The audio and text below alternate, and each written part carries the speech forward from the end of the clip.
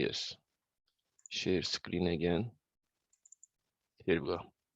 Okay. Today is the second week of our class. Last week, what we did, we talked about the force, what the force is, what are the components of a force. And we talked about some rules, action, reaction rule, and other stuff. And at the end of the lesson, we talk about how we can resolve a force. Resolve means if I have a force, how I can calculate the perpendicular component of that force. Today, we are gonna take a look this case again, and we are gonna take this forward one more step. We will talk about force systems, moment, and equilibrium. By the way, I must remind that, I'm going to share this presentation. This week I have presentation, and next week I will have one more presentation. After that, I'm going to write to screen. You are going to take your notes. What I suggest you here, please take your notes while I'm explaining the concepts. Okay, I will share this presentation with you. That's okay. You can have a look all the presentation. It's not important, but if you take your own notes, I believe that you're gonna be more successful than read only the this presentation. Okay, let's get started. Next page. Okay, here we are going to talk about resultant force calculation. At the same time, we are going to talk about the resolving of the forces here. What is the resultant force here? For example, we have this sketch. Yes, we are here now. We have three forces, A, B, C, on plan, on the X and Y axis. Okay, the question is here, if we sum all these three forces, what is the resultant force? Okay, so you have to know this as your name and surname. This is the basic thing. We have to use this method, all the statics course, and in all the strength of material course. If we have these type of forces, for example, we have an A, we know the magnitude, we know the angle of this force. So what are we gonna do first? We will resolve all these forces to their perpendicular components. Okay, perpendicular components. Let's have a look to right sketch. This is A, as you can see. So what we have here, AX and AY. I'm gonna do the calculation of AX and AY here. For example, what is AX? What is AX here? We have an angle, this AX is the cosine component of the A, this white force. And AY is the sine component of, that means A times sine alpha. You know this from trigonometry. Okay. It's same for the B, it's same for the C. So what we are doing, we have three forces at the beginning. We are going to resolve that to at least to perpendicular component. At the end, what I have, after I complete to resolve all three forces, cancel this one. I can't see this one because I have the components of these forces. If I sum this by and bx, I'm gonna get b. So I have b here with two components. At the end, I have 6 components here. I have 6 components. Okay, I have to make a summation here. But is this a scalar calculation? No. This is a vectoral calculation. Don't forget this one. Okay. Firstly, we can sum the forces on the x-axis. Okay. Let's say the total resultant x component is, we are here, ax, right? Ax. Is it in the positive or negative direction? Do you know the direction here? If this is, yes, Negative direction. negative. We have to consider the direction here, because this is not a scalar calculation. Remember, the minus sign at the beginning of a number in vectoral calculation gives us an information about the direction. So if we look here, you can see, okay, I have ax, that's okay, but it's in the negative x direction. That's why we have minus here, minus ax. Is this okay? Ax okay for you? Yes, teacher. Okay, that's okay. Let's have a look. Bx. I'm just working on the x. Okay. Here, bx. It's in the positive direction. You know, here, this is the positive direction. That's why I have positive, a plus here. Is this okay now? I'm going to ask this step by step, because in the next stage, when we do some examples, you may mix them each other up. But the method is method. You can apply this method each type of force. Okay, that's why if we have a complex force, we are going to resolve it to perpendicular components. That's okay. Let's have a look to Cx. Where is Cx? Here. Here it is. So it's in negative x direction. So we have negative here. So at the end, if we do this summation after these signs, do it as like a scalar calculation and get the total fx, or which is rx. Okay, after we make this summation, we have now rx. That's okay. Let's have a look to y direction. Here, ay. Here we can see in the positive direction. That's okay. And by is in the positive y direction. Again, we have positive plus here. And cy is in the negative y direction. You can see here we have minus, which shows the direction actually.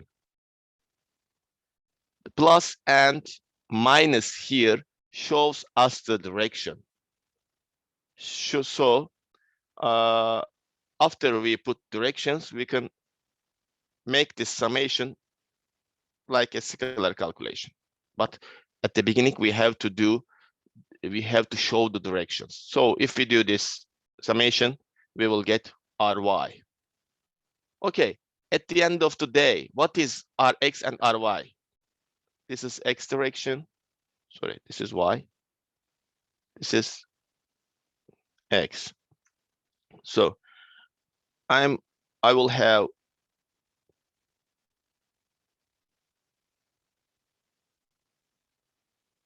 rx and ry.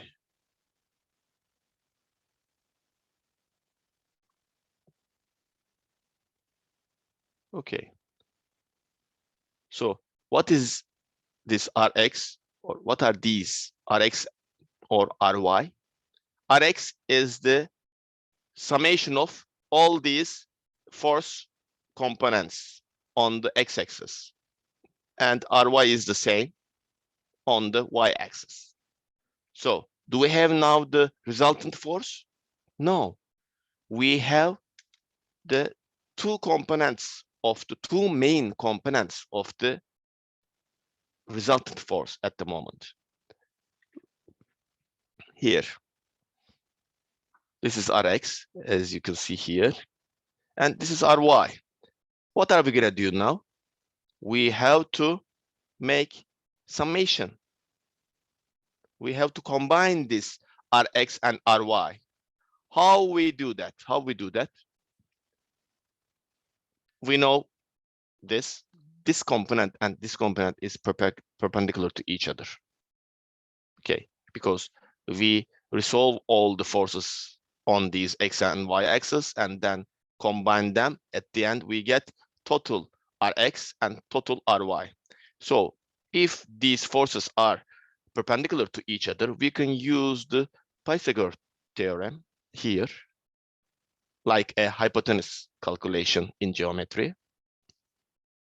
You can see Rx square plus Ry square, and total is square root of the total number, gives us the magnitude of the, this is the magnitude,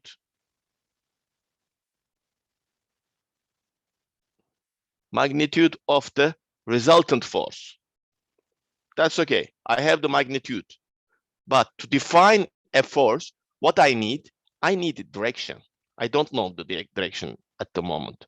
So to find this direction in this vectoral calculation or in the force calculations, we define directions actually with angles. Direction is this one. That's okay. The LOA, remember, line of action. That mean I mean line of action actually. We know this direction, but we have to know this line of action. So theta, we have to know this theta. So can we calculate it? Yes. If you have this Rx and Ry, you can use the trigonometry and then you can calculate this theta. It's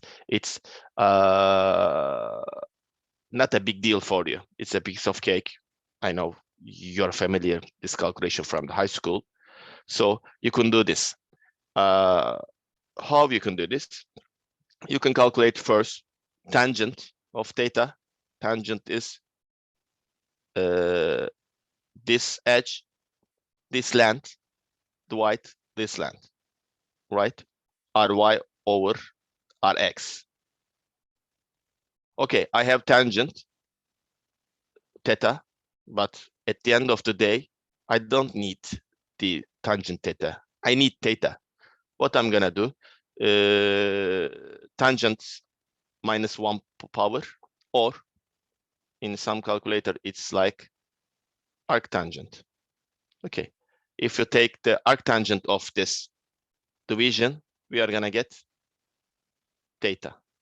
Okay, this part is about trigonometry, but the question is here. You have to know how you are gonna calculate, where you are gonna use this trigonometry rules. Here, we are gonna use it. Any question about this? This is really important. This is really basic, but in the next step, you have to use this method in each problem. Any question for this part? Nope. Sounds good. Next. Okay.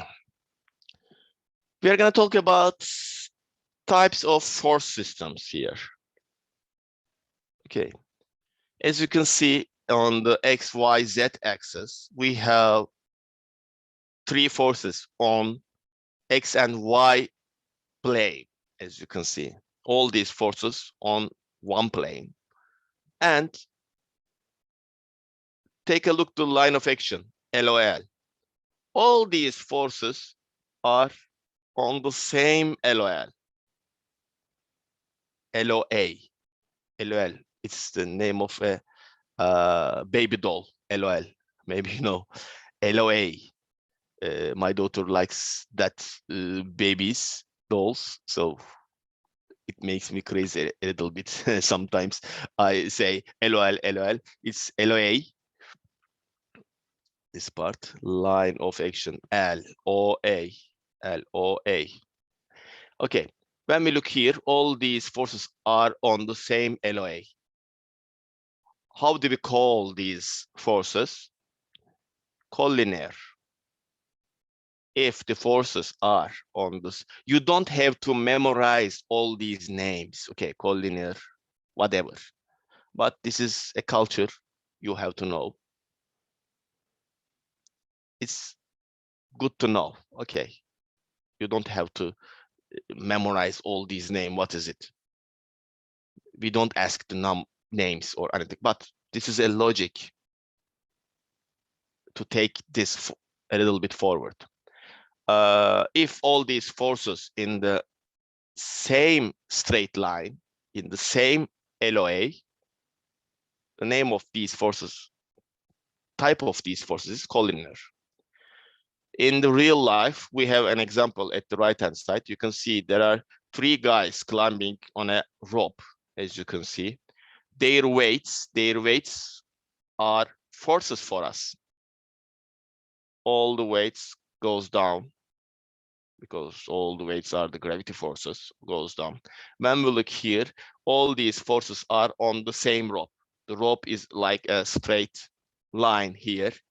So these forces are collinear forces. Okay, this is a real life example. Okay, we are on the XY plane, and on the XY plane, we have different forces, and their directions are different, their LOAs are different. You can see linear lines are different, but they're all in the same plane. So all forces acting in the same plane, sorry, all forces acting in the same plane is coplanar here. Coplanar. That means there's a common plane, planar forces. So here, real life example, we have a masonry structure here. We have a dome. Maybe this is a dome actually. Here, all these members are stone. So, you know, if we have a masonry structure, they work for the vertical force mainly. So you can see the weight of the top pieces goes down. And from this flying buttress, or I don't know, maybe it's a dome, there is a force coming to the wall. And after this point, this lateral or this inclined force acts on the wall pieces. So if we have a look this part, you can see here we have two different forces. They're all in the same plane. Their direction LOAs are completely different. So these are coplanar forces. Okay, these are coplanar forces. Coplanar and parallel forces. Okay, all the forces are, as you can see, at the left-hand side. All the forces are in the X and Y plane. So, but their LOAs are parallel to each other. So they are coplanar. So because since they're in the same plane, and they're parallel to each other, since the LOAs are parallel to each other, at the end of the day, the name of the type of this force system is coplanar and parallel. So in real life, can we see this type of force? Yes.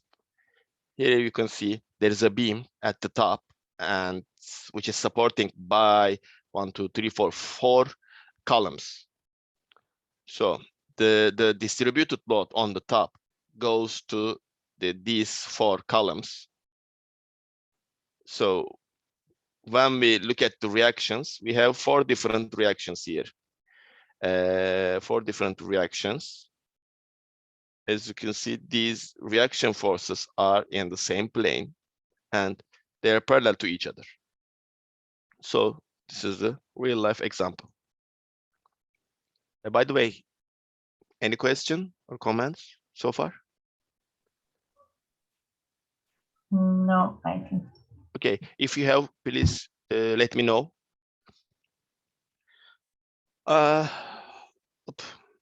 Yes, coplanar and concurrent.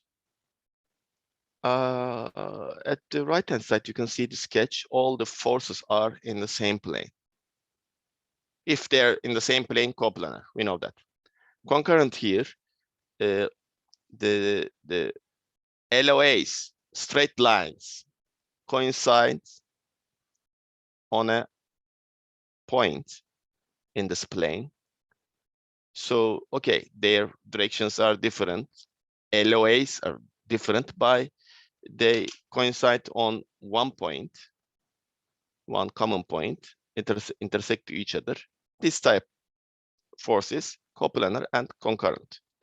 Where we can see this type of force on the truss systems. For example, at the left, we have a roof truss, as you can see. The real structure is like this. Think about the symmetry of this roof system at the right-hand side. At the right-hand side, you can see the force distribution in these truss members. So let's have a look at this part. For if we take a look to one of these nodes, these are the node points, nodes. Okay, you can see here all these forces intersects to each other on this common point. So also they are in the same plane. That's why these are coplanar and concurrent.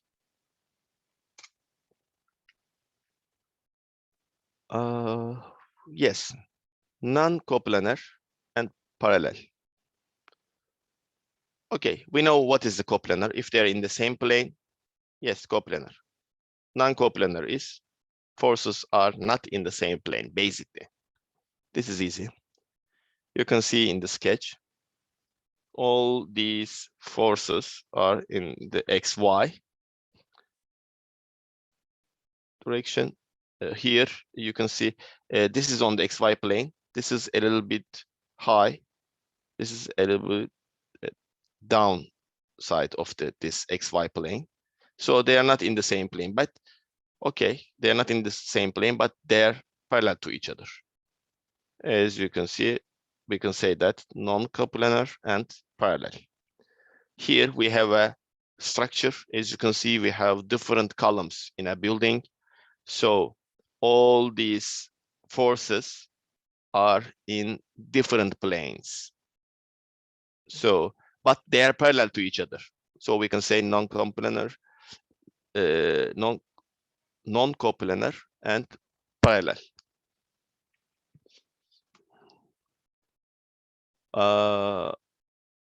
Non-coplanar and concurrent.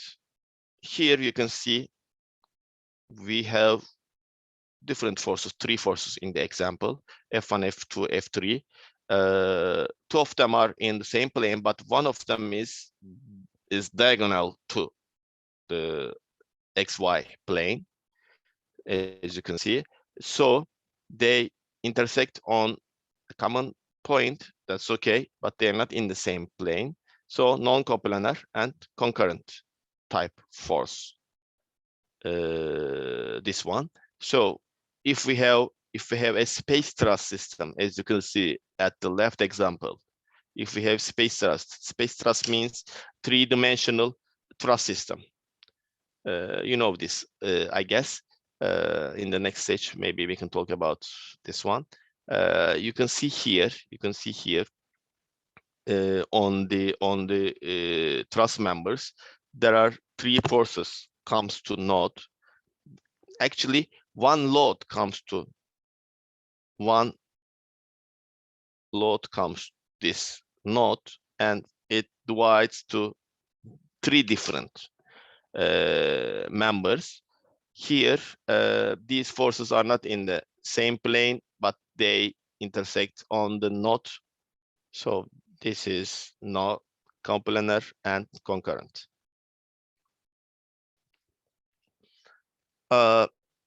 This is the general definition of the forces, because it's not easy to find the forces in, how can we say, in a rule.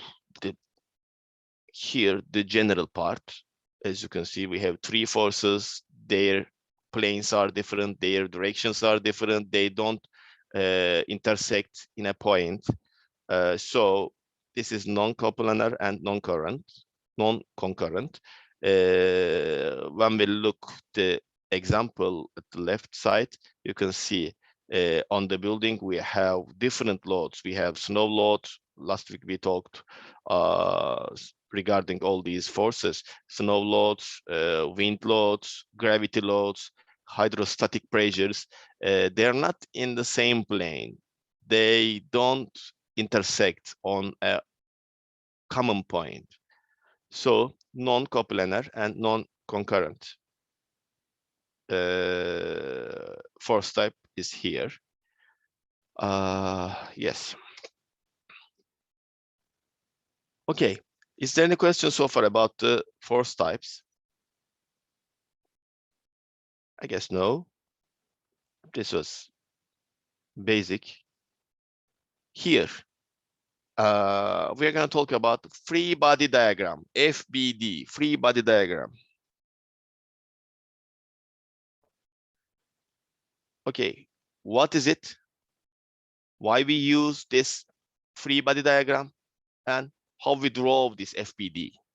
Okay, how we draw it? We are going to talk about this subject.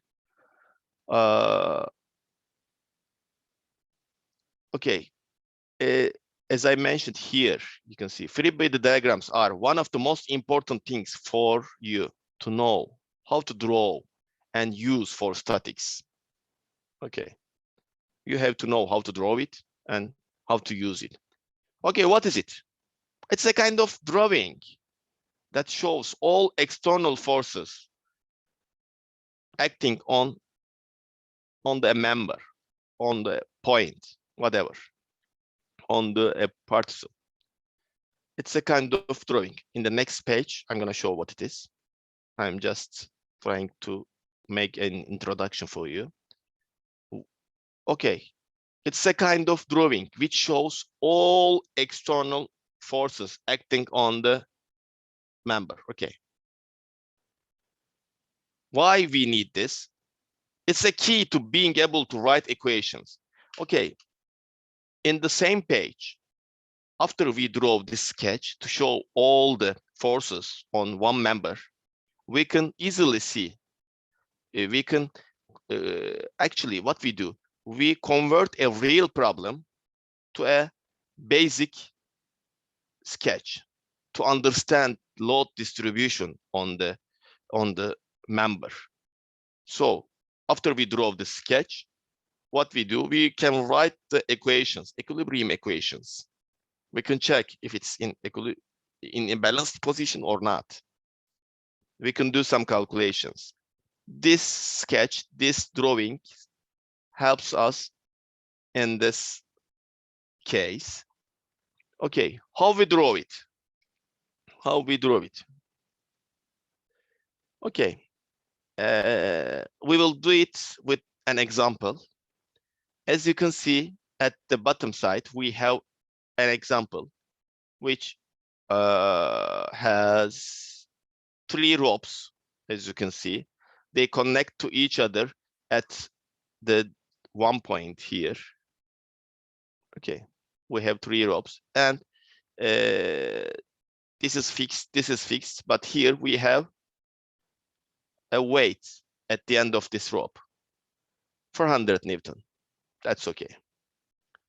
What we imagine first, we are gonna check this point because all the forces are intersecting to each other at this point. We isolate this point, this red circle part, and take it out here. Okay.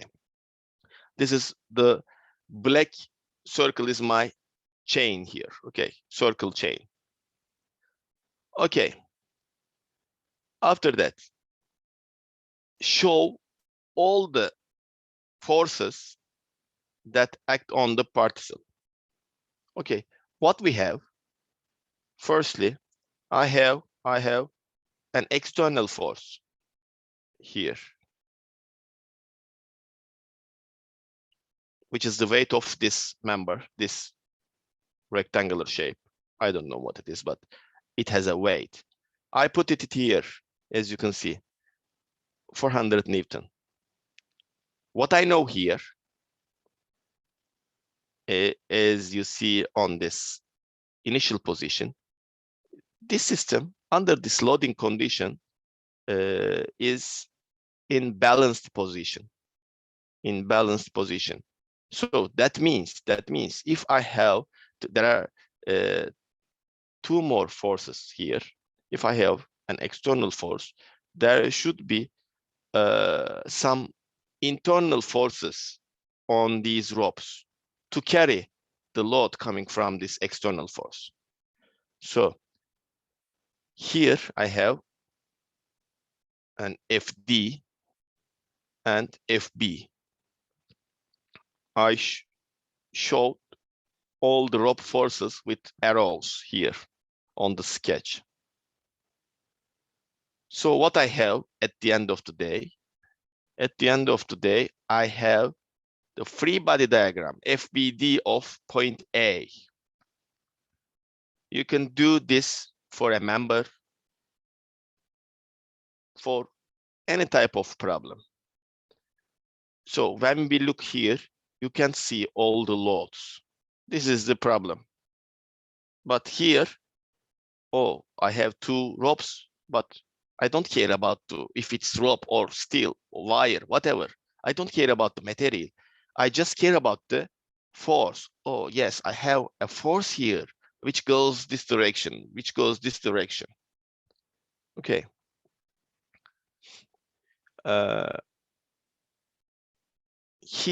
Here, by the way, okay, we add all the forces here. And here we have some unknown forces. As you can see, this is an external force. We know the magnitude of this force. But here there are two rope forces we have to consider. We don't know the magnitude of these forces. So we can write their name only. After we draw this sketch, we can write equilibrium conditions, equations, and then calculate these unknowns. So free body diagram shows us all the forces acting on a member on one page. If we have a real life problem, we can convert it to this type of basic drawing to understand what we have as an external force, what we are going to calculate, what we have to do for this problem. This sketch shows us this method, so this basic method.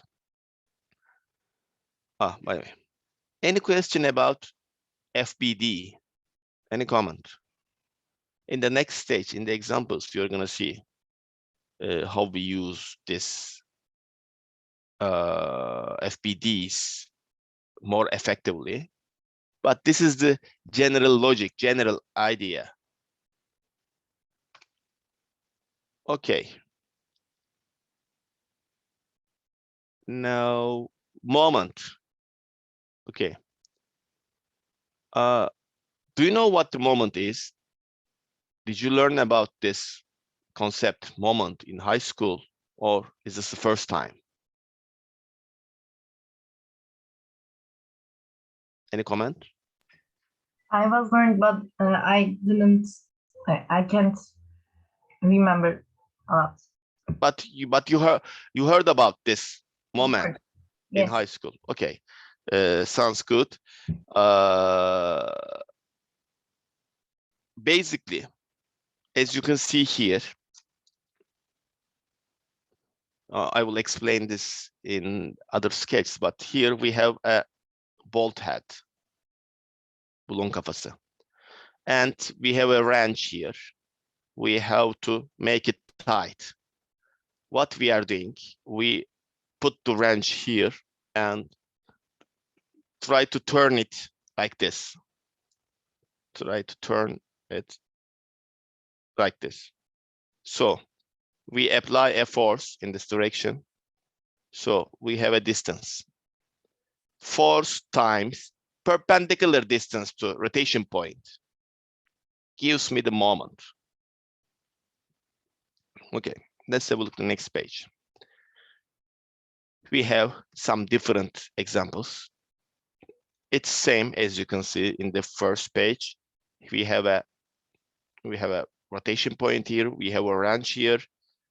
We would like to turn this member in this direction. What we do, we apply a force end of this member. So this means we apply a moment, F times D. The moment of a force about a point provides a measure of the tendency for rotation. So at the end of the day, the main word here is rotation. Okay. The rotation is important. When we apply a moment somewhere else, that means we apply a rotation. Here, there is a guy here with a weight on his hand, as you can see. This is the shoulder point. If you have a weight and if you do like this, like if you have, for example, 2 kilograms in your hand, so if you do like this, after a while, you're gonna feel a pain on your shoulder because the weight tries to turn your arm in this direction, So it applies a moment to your shoulder. Maybe you can carry it like this, but if you make this, I'm sorry. If you make it like this, it applies a moment to your shoulder and you feel it. You feel the pain due to the moment. So basically, moment applies a kind of rotation to the main point. Here we can calculate the magnitude of the moment. Moment is force times perpendicular distance. Okay, force times perpendicular distance gives me the moment, as you can see here. This force turns this, rotate this point O in this direction. So the magnitude of the moment is F times D, which is M0.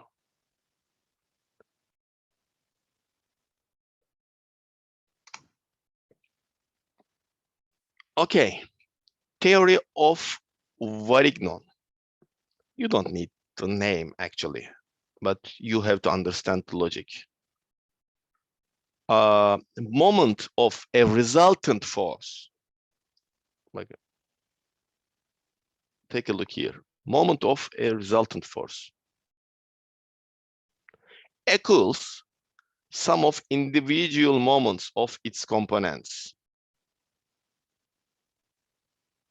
Individual moments of its components. Does it make sense when you read this one? Can you explain it, hocam? I don't understand. Okay. When you read this sentence, it doesn't make sense. Okay, let's have a look at the equation first. If we have different components, for example, I have a force F and its components are F1, F2, F3, Fm, whatever it goes. And individual moments of all summation of individual moments of these components equals to resultant forces moment. So this is M1, M2, M3 gives me total M. Does it make sense now? I don't think it makes sense at the moment. This is nothing. Here we have FDM. Okay, let's take this forward. What it is. I guess we can get better understanding of about this theorem here. Please take a look at the top left sketch. Here we have a member in L shape. Can you see this one? Okay. And the dimension of these sticks are A and B. The force which acts to end of this L member is F. That's okay. So what's the moment of this F around the point O? Point O is here. What was the rule? If I'm looking for the moment for a point, what I need a force. I need a distance, right? But the question is, what kind of distance? Can I use every distance in my question, in my calculation? Of course, no. We need perpendicular distance. We need perpendicular distance here. For example, for this question, this is the LOA. This dotted line, bracket line is LOA of this force F. So as you can see, its direction, it goes like the force on this line. So F times D, which is the perpendicular distance, gives me moment on the point O. That's okay. This is the resultant force. This is the resultant force. So F times D gives me the moment on the point O. Okay. Can we do another calculation? Of course. For example, if I resolve this F to its perpendicular components, for example, here, take a look here. This is F, my force in the question, end of this member. If I resolve it to perpendicular components, Fx and Fy, this is my point. Okay, this is my point. Can I get the moment here? Of course. According to this theorem of Varignon, the components, sum of components moments equals the resultant force moment. So the moment here, take a look here. I have Fy. This is my point, turns the system in this direction. Can you imagine this? If this is my rotation point, this Fy rotates the force in this direction. So Fy times what? The A. Yes, perpendicular distance is A. This one. I accept this direction positive in this example. Okay, positive. So let's have a look at this Fx. In which direction this Fx rotates the system? Negative way. This direction or this direction? Oh, positive. In this direction. Positive is the Maybe it's not moving because It- it's in the same direction with yeah, I don't know. I understand what you mean. Look here. I have this fx. My rotation point is where? Here. Do we have a perpendicular distance to this point? B. Yes. If we have a perpendicular distance, yes, we are going to have a rotation. Okay, we have a rotation, but we have to decide which direction. Negative, I think. Actually, if this is positive, this direction is positive, this rotates this point in this direction, in negative direction. Okay. You need to understand the rotation directions to solve the problems, positive or negative. If we practice more in the next stage, you can basically understand in which direction the force rotates the system. Yes, you're right. And I remember that like a one hand rule, like that at the moment. We are going to talk about the right hand rule, but not now. Okay. Not now. Here we are just look at the force and guess what direction it rotates the system. If this turns the system in this direction, yes, this one turns in this tick arrow direction. So that means this is negative direction, minus. So, okay, minus gives us only direction. Now I have to calculate the magnitude of this moment. Fx times B. Here you can see. I guess you get the point. If I have this, so where can we use this method? If we have a complex force, for example, maybe, oops, sorry. We have a member like this, like a step. Okay, this is my rotation point. If I have a force with angle of this one, F is 100 kilonewton. Okay, let's say we know all these dimensions. So if I wonder what is the moment around this point A, we can use this method. We can firstly resolve this force to its vertical components and lateral components too. So I mean perpendicular components. After that, we can calculate the moment of each components and sum it. That's it. So this method helps us for complex situations. When you see what actually what I want you is when you see a complex problem, there are many forces and other stuff.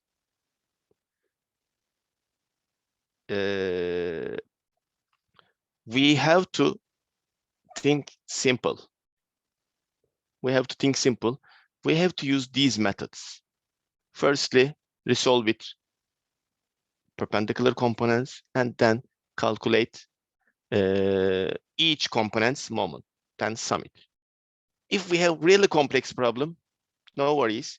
If you use the method, this logic, you can solve the problem. When you see the sketch, when you see the problem, wow, this is very complex. I can't do that. No, the method is method. The problem changes. If you use this method for this problem, yes, you can solve it. Because as you can see, method is really simple. Okay.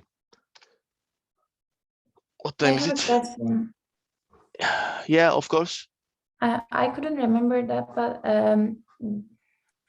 do we use the right-hand rule for this rotation finding? Not now. Not now. In the next stage, we are going to talk about it. Okay. Okay. We're going to talk about the right-hand rule. Okay. Moment of a couple. Moment of a couple.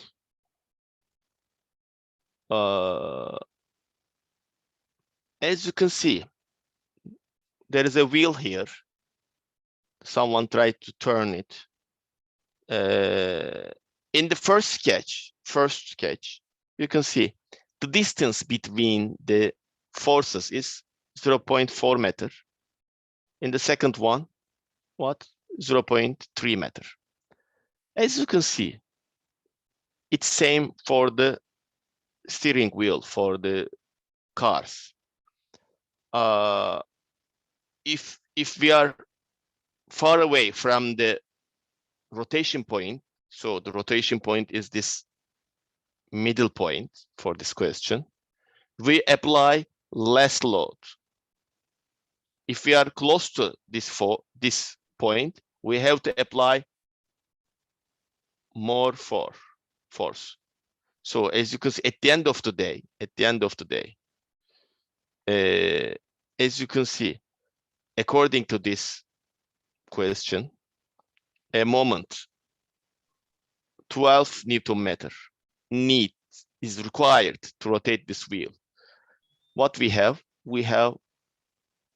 two forces at the top and bottom, which are parallel to each other. So, and their direction is opposite, as you can see. Direction is opposite. So the moment at the midpoint is, this is the force couple. We have, the rule is, we have two forces. The forces are parallel to each other. Directions are opposite. Magnitudes are equals to each other. Okay, magnitudes are equal to each other. So these are force couples. The moment at this point is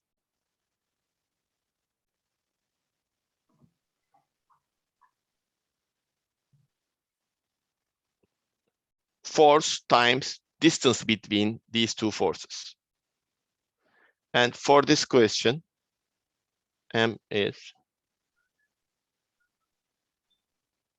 force times distance between these 2 points, two forces. So at the end of the day, in each case, I applied the same rotation, which is required to rotate this wheel. That's okay. What we understand here, if we are away from the rotation point, basically, we apply less load. If we are close to that point, we have to apply more load. So if we have a moment couple,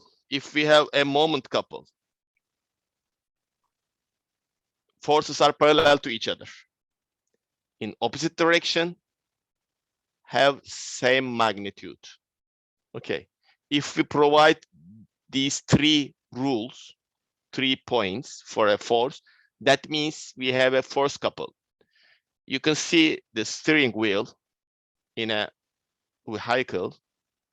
When you try to apply, or when you try to rotate the wheel, you apply the same amount of force in each side, but the direction is opposite. One goes up, one hand goes up, one hand goes down. So, but the forces are parallel to each other. This is a force couple. Okay, if we have a force couple, it's the book definition is here. If take a look at book,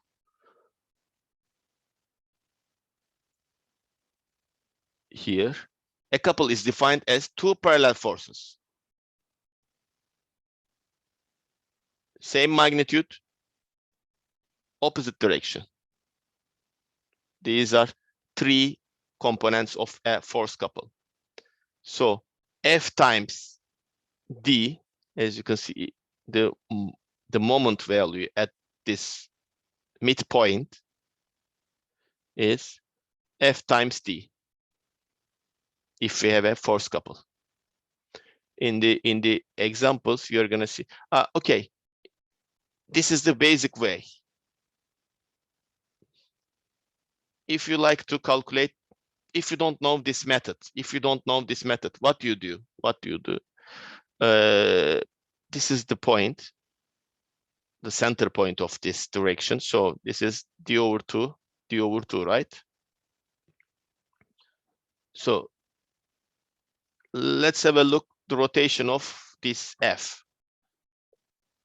In this direction, it rotates, right? In this direction, F. So let's have a look this minus F. It rotates this point in this direction. Are these in the same direction? We have moment 1, moment 2. Are these in the same direction? Yes, we have same direction for each moments here. M1 and for M1 and M2. So what is M1? F times D over 2, right? And what is M2? F times D2.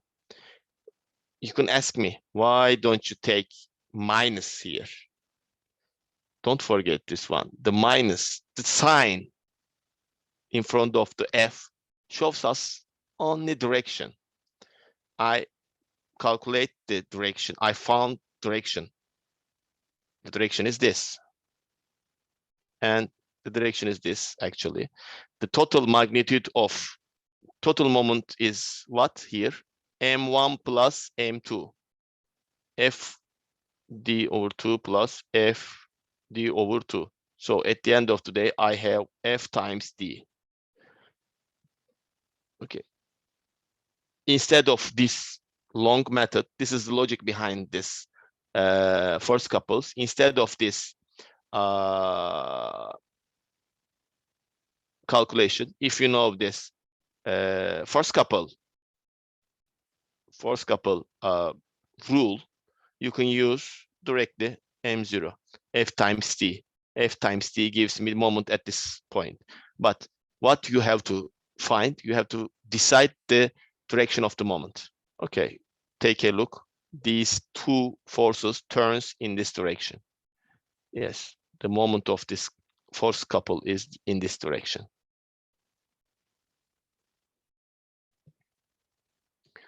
This is the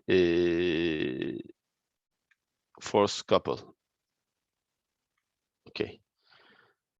Here, what we have.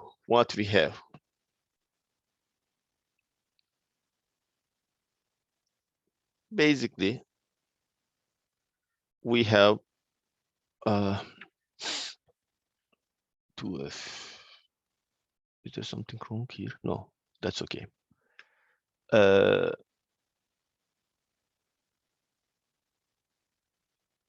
Here, we have F forces and double F forces on a plate, rectangular plate, as you can see. These are the dimensions A and B.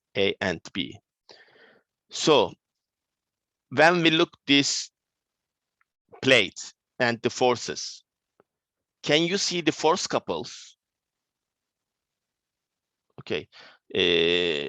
When you practice this more, okay, this is a basic example. Sometimes the number of forces may be more. So we are going to have more forces on the plate, I mean. So when you look at the problem, if you can see the force couples, it helps you. Rule is basic.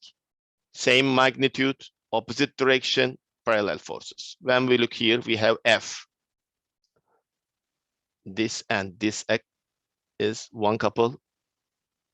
This and this is another couple. So in this direction, in this plate, we have 2F, 2F.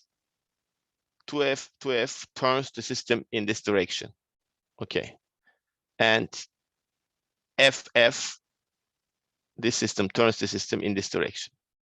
So what is the moment of 2F? 2F times the distance between these two forces is 2F times A. Okay. Minus, why minus? Because I know that this force couples moment, this force couples moment is in negative direction, minus F times B. F times B in the negative direction. So at the end of the day, what I get the moment at this point, which is the center point of this member. Okay, I know under this loading condition, I know the total moment. Around this one. So if let's change the question.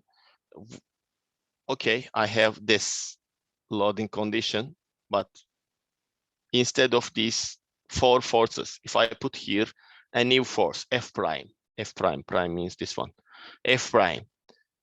So I have, if this is balanced under this loading, I have the same moment at the center point of, I have the same point at the center point. So moment is this. If we know the total moment, which is M. The total moment is here, M. So F prime times D prime have to provide this M if this is a balanced condition. So what we are gonna do, if we know F, we can calculate D. At the end of the day, if we know the moment, if we are gonna calculate the same moment, we have 2 components, F, D. If we know F, we can calculate D. If we know D, we can calculate F. This is an inversible problem. Actually, this is not a rule. This is not a rule. You are gonna see this calculation in the examples. I don't know why I write this 2 sentence here. Okay, we know this sentence. We know the rule. If we have a constant moment, okay, moment is constant here. We have 2 components to get this moment. So at the end of the day, I have to multiply these 2 numbers. If I know one of them, I can calculate this. If I know this one, I can calculate this one. This is the basic rule for each moment question. It's 11:15. Guys, let's have a break now. Okay, then we can go ahead in the next stage. We have approximately 10 pages, 10 or I don't know, 12 pages. We can complete it in the second session. Okay, we are gonna be here when 11:45. Okay, see you guys. Thank you hocam. Welcome. Here. Let me share my screen.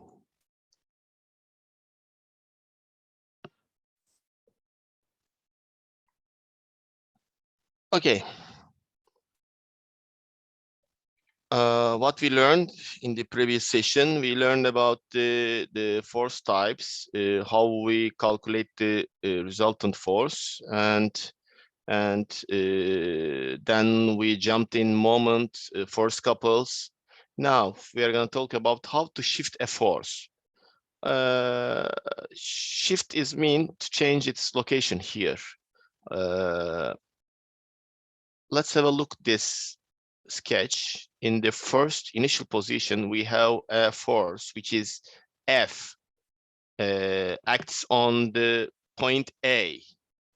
Okay, point A. I have a rigid member. This circle is a rigid member here. This is my member. On this point A, I have a force which is F. Okay. Okay, what I'd like to do here is put this F to point B here. I would like to shift it here. To do it, what we are gonna do, basically, put it here, okay? And at this point, the moment occurs from the initial position. If this is D, as you can see here, at F times D. So the result is this: shift the force where we want, and at the point, the moment coming from the initial position. That's it. If these are the methods we are going to use in the problems. Actually, these are the fundamental methods. If we have force, if we like to shift it to a new location and put a moment coming from the initial positions. Force. That's it. This is how to shift a force. Equilibrium.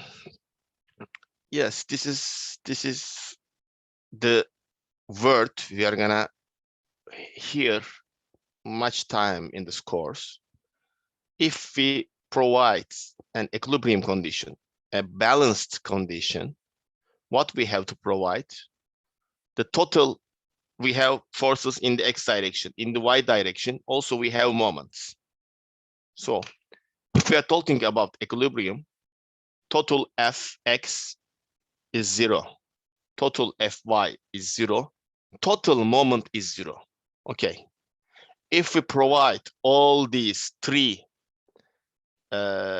forces or moment equals 0, that means we are in balanced condition. We are in the equilibrium condition. So,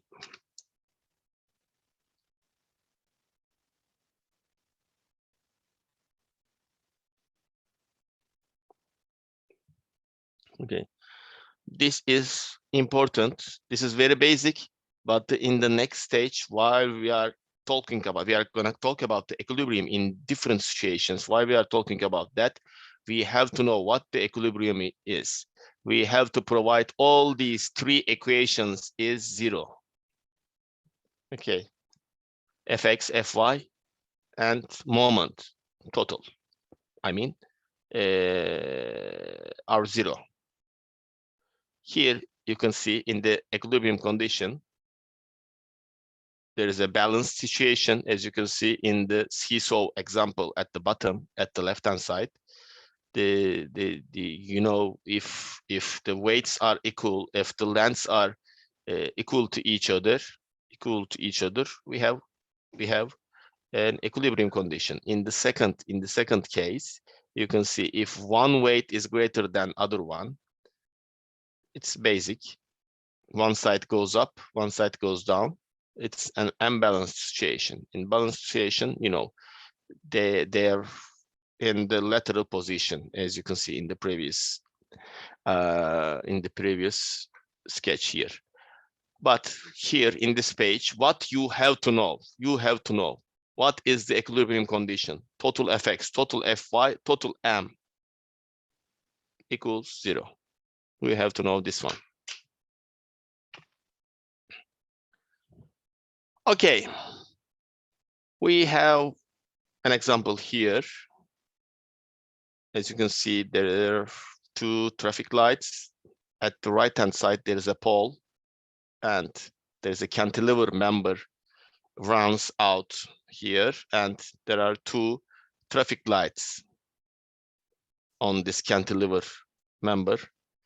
Okay, what we are looking for, write equations to shift traffic light weights to the pole. If I shift this weight of this member to here, and if I shift it here, what is the equation? The question is this. Okay, the question is this. Let's have a look here. Hocam, are we calculating the moment? Okay, but firstly, let's try to understand the question. I'm looking for the weight of W1. If I put W1 here and W2 here to end of this cantilever, how can I write the equations? Because remember, we talked about how to shift the force here. If we are shifting a force, we have to add its initial moment to the last point. So let's have a look here. Total vertical force here is same, W1 plus W2, right? The total weight is this. But the moment these two force rotates the system in this direction, so I have to add a moment because I'm shifting these two forces to this point, and I have to add the initial positions moment here. Let's have a look this point. W1 times D1. W1 times D1 plus W2 times D2. This is the total moment. We have to add this point. So what we did, yes, we have shifted all these weights to this point, but while we are doing, we add the required moment, which is coming from the initial position. This is the last position. This is the last position, and what we have as a last product. That was my question. So what is the difference between calculating their moment to the position we're shifting? Yeah, actually there is no differences. Yeah. Did you get the idea is coming from here? No, If isn't you just like took A and like added A and B together here? If there was like a point in B, I don't understand. Yeah, actually, there is nothing here. Take a look. There is a force here. Okay. Yes. Okay. F. I'd like to shift this force to this point. I'd like to put it here in the next stage. So to do this, okay, I can take this and put it here, F. That's okay. There is a force F at the last position. That's okay. But I have to add the moment here, which is coming from the first initial position. So at the end, what I have this. I have a new force, this point, and also a moment, F times D, in the new position. So what I did in this question or example, okay, the total weight is summation of these two weights, yes. W1, W2, that's okay, and I add the moment, total moment here, W1 times D1, W2 times D2. That's it. So what do we do? Like, is it mathematically same to the Yes, Like- the result is same as like this one. Sometimes in the next stage, to make our calculations easier, we are gonna do this method. We are gonna do this. We are gonna use this method. We are gonna change the forces location, and okay, location will change. We are gonna add one moment to last position. That's okay. When we look this example, it doesn't make sense. You can ask me why we are doing this. Okay, there is no answer at the moment, but I'm trying to explain the rule, how we can change the location of forces. We are going to use this method in the next stage in our examples. Okay, there is no meaning actually in this example. So here we have a beam, as you can see, and there are 1, 2, 3, 4 different forces on the beam. The question is, what is the resultant force? So we have 4 different forces. What is the total force on this member? What is the direction of that force? And the more important question, where is the location? Where is this resultant force? Okay, we don't know the location at the moment. Where is it? Okay, because resultant force, its magnitude important, and its location is important. Where is it? Where should I put a force which represents all these 4 forces? Now, we don't know the location, right? R, let's say resultant force, which is R. We don't know what it is. Let's put an arrow here. Okay. Let's put an arrow here, which is an arbitrary point. We don't know where is it. And we don't know the location. We know the distances between the forces. And the location is represented with D, distance from this corner, So firstly, let's calculate the total resultant force. Okay, total. So at the end of the day, we have 4 forces. So remember, if we have force, we are going to do vectoral calculation, vectoral operations. So let's have a look at the first one. If we put here X and Y axis, it's an artificial axis we don't have, but I'm going to use this method here. All these forces are in the Y axis. Is this in positive or negative direction? 50, the first one. It's negative, it goes to down. So it's negative. So put it here with minus. Okay, which is, remember that this minus shows the direction. The 50 is the magnitude. The minus is direction. And here we have 120. It's in the positive direction, in the positive Y direction, with plus we have 120. Here we have 500 kilogram. It's in negative direction. So right here, minus 500. And likewise, we have, as you can see, in positive direction, 300. So it's here, 300. So at the end of the day, I have what? Minus 130 kilogram. Minus means what?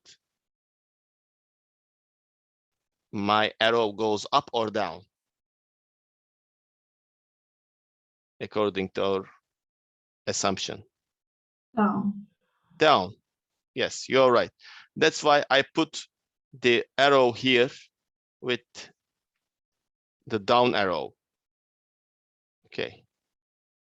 This is an arbitrary location. I don't know where it is. It can be here, here, here, wherever.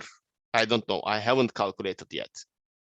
I just put here to represent this behavior, this R. Now, what I'm going to do, the total, I have this point, I have distance from this point. The total moment around this point of all these individual forces equals to moment of this resultant force around, again, the same point. Remember the theorem of Varignon. We we learn it in the first page. Let me take, where is it? Yes, this one. What was it? If we have individual moments, when we sum it, we can get the resultant force. So it's moment. So what we are gonna do?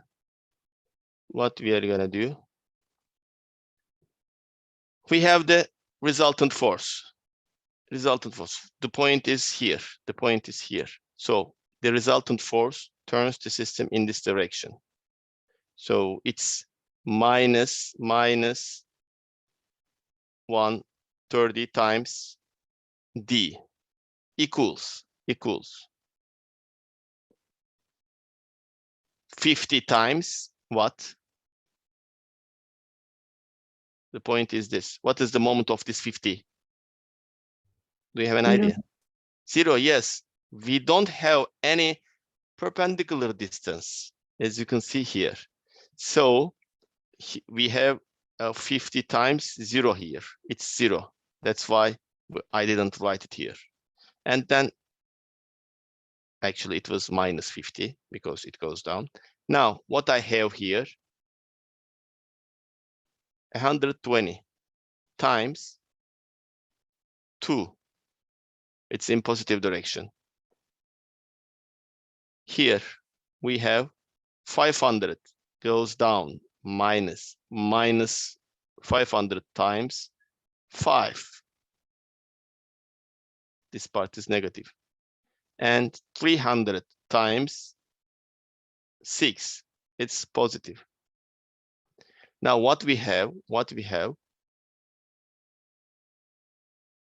the question is D, the location of this resultant force, because we know the resultant force, which is this one. Okay, or we don't write the minus. The arrow shows us it's minus. So from here, the location of the resultant force is 3.54 meter, this part. So actually, this is an example, basic example. It looks like easy, but the important thing is here, directions. Do you have to use minus or plus, depending on these directions. If you mix them each other, you're gonna get wrong solution. Okay. Everything is basic here, but the directions is really important. Please practice this more. If you take a look in websites, there are many examples about this. We will solve examples in the example week. We are gonna solve examples, but what I suggest you to do some practice beforehand. Okay. Where can I find practice, hocam? Do you recommend like a book or something? Yeah, actually, if you Google the force systems or işte resultant force calculations, if you Google it, you are going to see many examples. You can find YouTube videos, some websites. Actually, I can suggest you, I can send you the book names. Okay. I have 2 books. There are many books actually, but I'm following 2 books. I can send their names to you. Maybe you can find them in PDF format in the websites in the Google. Okay. Okay, one more application. Here we can see there is a cable system and there is an external loading 550 Newton, and you can see the ropes and their slope and their angle. One has an angle 30 degrees, one has a slope. As you can see, it's proportional to 3, 4, 5 triangle. So the question is, what are the forces on the ropes AB and AC? The question is this force and this force. So what we know from this sketch, under this loading condition, the system is under equilibrium condition. It's balanced position. Okay. So if we have this complex system, what we are going to do? Firstly, we have to draw the free body diagram to see the forces. Okay, to see the forces easily. So in here, the force is like a box. Sometimes we can't imagine it's a tension force goes down, but if we draw it like this with the arrow, it makes sense. Oh, okay, there is a force here. So if this goes down, these forces should pull the system up, basically. But we don't know these forces. Okay, if we don't know any force, we put them. Their arrows are generally goes out from our connection point. If I get a negative value at the end, that means the arrow assumption at the initial part is wrong, but no worries. If I get the result negative, that's okay for us. Here, this is my free body diagram, as you can see. So we have to resolve forces. So I'm gonna have force like this.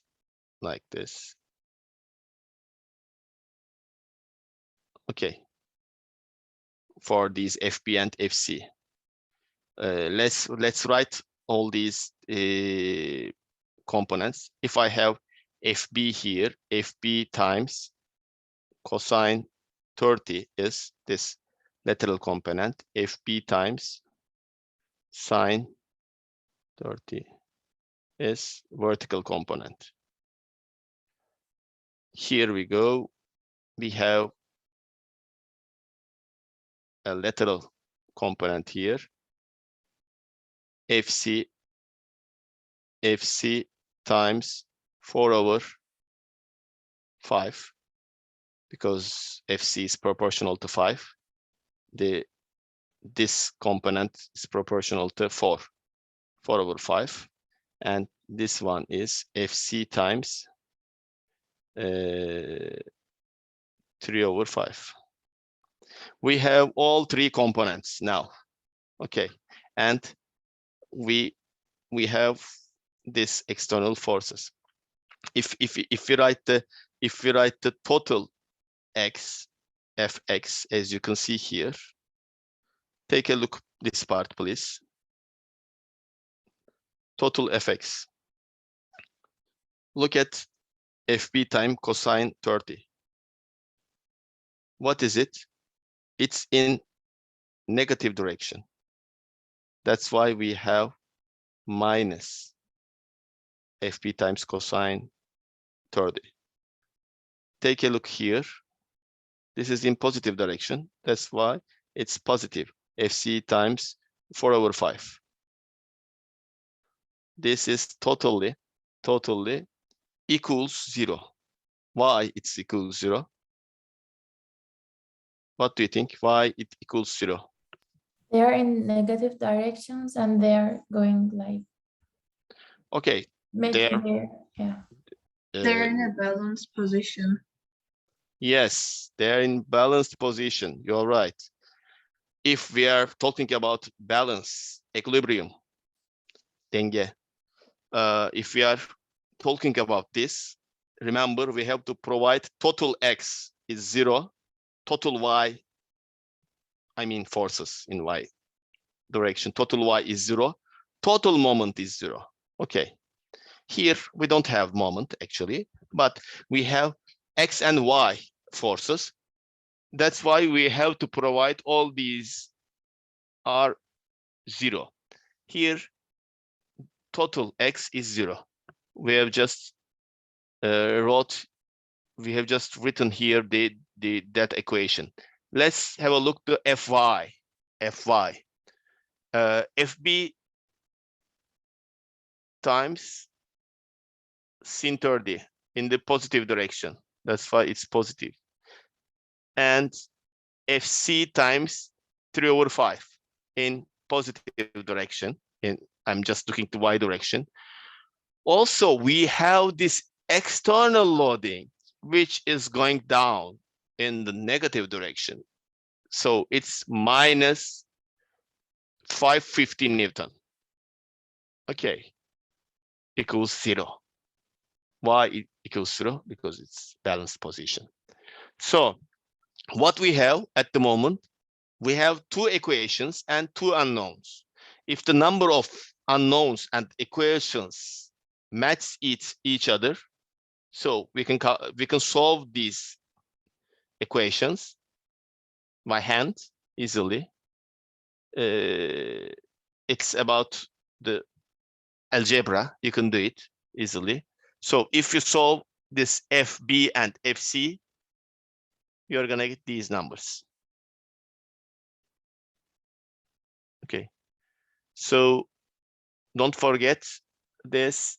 You're gonna use your calculators while you are doing all these calculations. Okay, maybe you know the cosine 30. That's okay. You can put it here in your mind.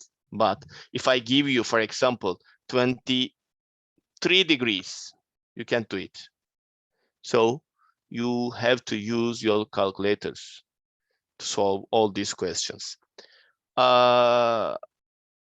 Did you get the point here? Any questions for this? I guess this is easy. Watch out to all these directions. Okay, the main problem comes from these directions, minus and plus signs. You have to be careful when you're gonna use negative, when positive. Okay. This is the last application for today. Then we are gonna close the session. Last page is this. Here we have a dam, barrage. As you can see here, behind the dam at the left-hand side, we have a water. So that means there is a water pressure on the left side, left surface of this dam. There is a water pressure. So water pressure is FW, F water here. It's 20 kilonewton, and it's 1 meter away from the ground, as you can see. And the weight of the dam is 36 kilonewton. This is the water pressure.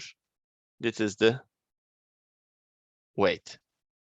So we have 2 force acting on this dam. So when we apply these loads onto the dam, this is the most outer point is rotation point. Okay.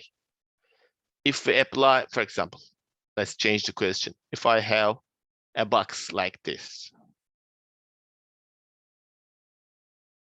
if I apply a force here, if you are talking about overturning, if this box overturns or not, to check it, we have to select an overturning point, pivot point, which is the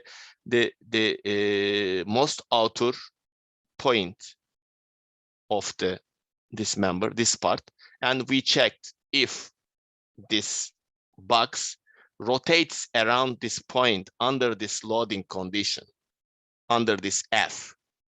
That's why here, what we are doing, we are selecting here the pivot point, which is A. This is the pivot point. Pivot point is the sabit nokta. And all the system rotates around this point.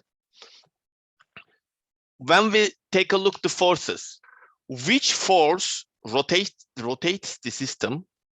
Which force resists the system? What do you think? Hocam, so the water force is applied like horizontally to the system, Yes. right? Yes. Force water. Okay. Mm-hmm. Then it's water force, right? Yes. Water tries to rotate the system around the point A. It's the rotating force. But resisting force is the weight of this dam. Basically, look here. If this is my point, this FW rotates the system in this direction. Okay. The vertical weight rotates the system in this direction. So the resisting force is weight of the member. Weight of the member. So if firstly, let's calculate the rotating moment. Basically, if these moments are equals to each other, there is no overturning. So let's calculate the overturning moment. What is it? FW times 1 meter, right? 20 kilonewton meter. By the way, I must remind you the unit of the moment. Okay, I explained what the moment is, but let me again recap the unit of the moment. Remember, moment is force times distance. So the unit is force unit times distance unit. At the end of the day, this is force unit, this is distance unit. Okay. Kilonewton meter, Newton, millimeter. So I have to see force and distance units altogether for the moments. Okay, here what I have, 20 kilonewton meter. This is overturning moment. What is the stabilizing or resisting force? Weight times this distance. This distance is what? If this part is 1 meter, so this is 2 meter. Weight times 2 is resisting moment. So what I have, 72 is greater than 20. That means my system is stable. As you can see here, the resisting force is greater than overturning moment. That's why dam is stable. Okay, if I change the questions for you, what is the factor of safety? Factor of safety for this dam. What can we do? What can we do? The factor of safety here is basically, as you can see, calculated this point, the M resisting karşı koyan moment, M overturning döndüren moment, M resisting over M overturning M overturning is that equation gives us the factor of safety. Question: if factor of safety is less than 1, what do we get? What do we have? If the factor of safety is less than 1,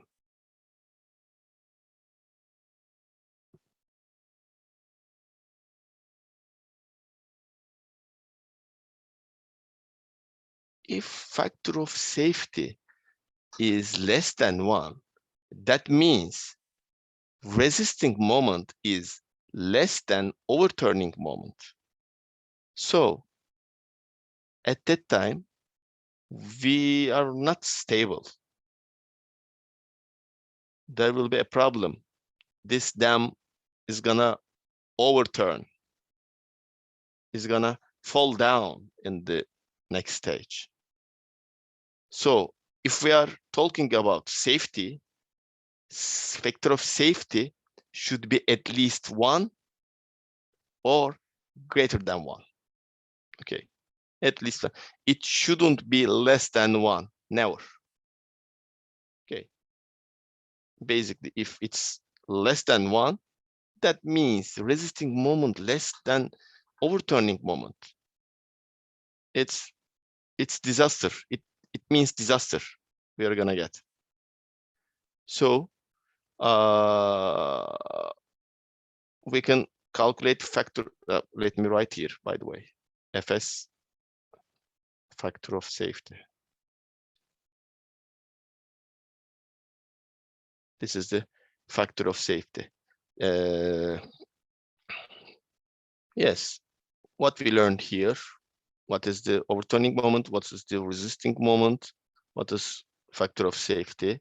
And in the previous example, we learned how to calculate the rope forces in a balanced position. We draw a Freiberg diagram and make all these calculations. So that's all for today, actually. Do you have any question or comment so far?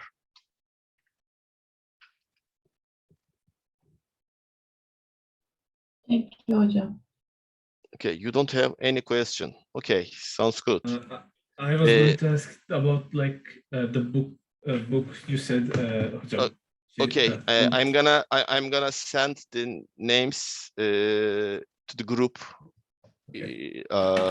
By the way, actually, I don't know why you can't see these recordings in the Zoom page. I really don't know, because the Bilgi Learn system is completely changed this year.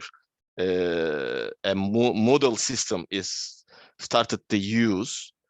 Okay, that's okay. I'm not familiar with this Moodle system. I'm gonna learn, but I don't actually.